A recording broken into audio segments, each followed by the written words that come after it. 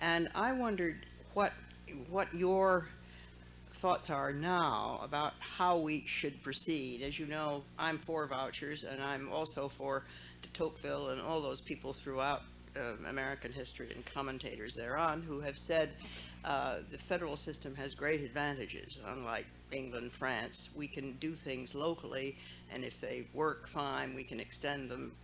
If they don't work, we can try something else. Roosevelt said that all the time. We must try things. So where do you think we go from here? I think that in an odd way, everyone who was at that voucher panel contributed something to my own understanding. I respected all those points of view, and I think they all participate in some truth, and all of them are wrong. Let me take the one that probably was closest to my own intellectual thinking, which would be Joe. Joe, are you here somewhere? Yeah, you're over there.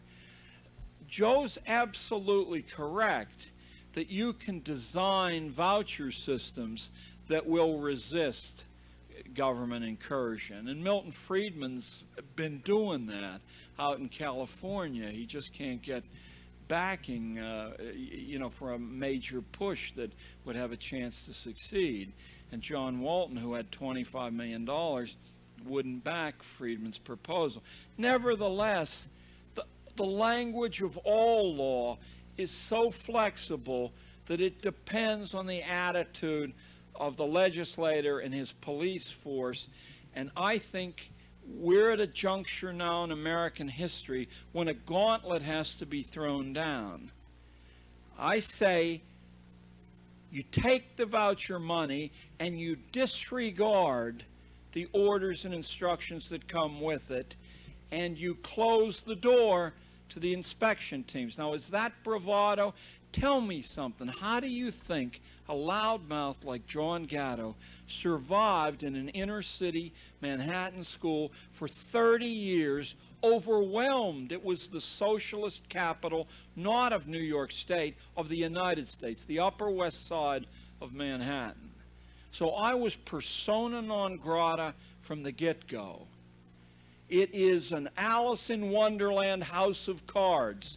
The strongest power that the school institution has is your fear. That's where it largely, it's true that they can select one person, and by a gargantuan effort and 6 months spying and a huge outlay of money, they can crush that person's life. It is true. I'll tell you what's not true. They can't do that to 8 people. They don't have the resources. Marshall and I stood in a room at the University in Sacramento, the Northern California Homeschooling Convention, and we had talked informally about this. And the head attorney for the state of California's education department, who was becoming increasingly frustrated, he was there in a sense to put the fear of God into 1,500 parents on the floor of the gymnasium. And he said, when there were just a few of you, we could allow you to get away with this. He said, but look at you, it's a horrible embarrassment. Something will have to be done. Now the parents all burst into laughter. But I knew that if it had come that close to the surface, that some of the discussions in the state ed department were how to make moves, how to target people to destroy so that the press would multiply this absolutely fictitious idea that they can destroy many of you. You can destroy all of yourselves, but the government cannot do that. Now, some of you will realize that I'm really misquoting Hegel, because what happens with that kind of oppression, for God's sake, what does the Soviet collapse in 70 years tell you? Except that no amount of state repression, if it deviates from the traditions of the people significantly, no amount of surveillance turning families against each other, eliminating 20 or 30 million people. 10 years before the Soviet Union collapsed. I belong to a political party in New York State that doesn't exist in any other state, called the Conservative Party.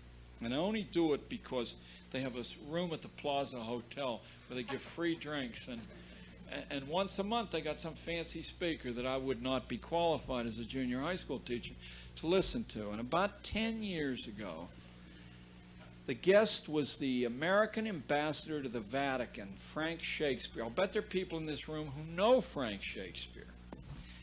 And what Shakespeare said in his elegant orotund tones, he read us a lecture about why there is an ambassador to the Vatican.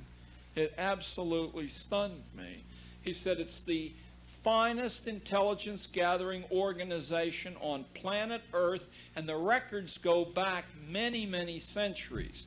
Abraham Lincoln figured out, he was the guy who installed, at great cost to himself politically, a Vatican ambassador, because what he wanted to do was make deals with the Vatican and get intelligence.